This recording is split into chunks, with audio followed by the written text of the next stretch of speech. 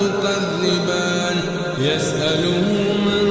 في السماوات والأرض كل يوم هو في شأن فبأي آلاء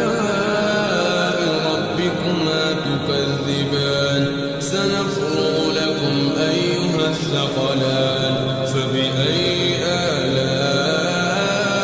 ربكما تكذبان يا معشر الجن والإنس إن استطعتم أن تنفذوا من أقطار السماوات والأرض فانفذوا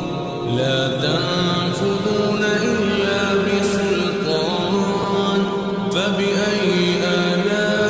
آلاء ربكما تكذبان يرسل عليكما شواظ من نار ونحاس فلا تنتصران فبأي آلاء ربكما تكذبان فإذا انشقت السماء فكانت وردة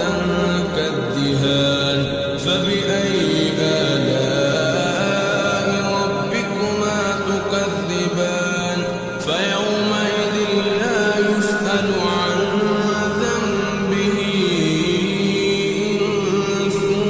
ولا جان فبأي آلاء ربكما تكذبان صدق الله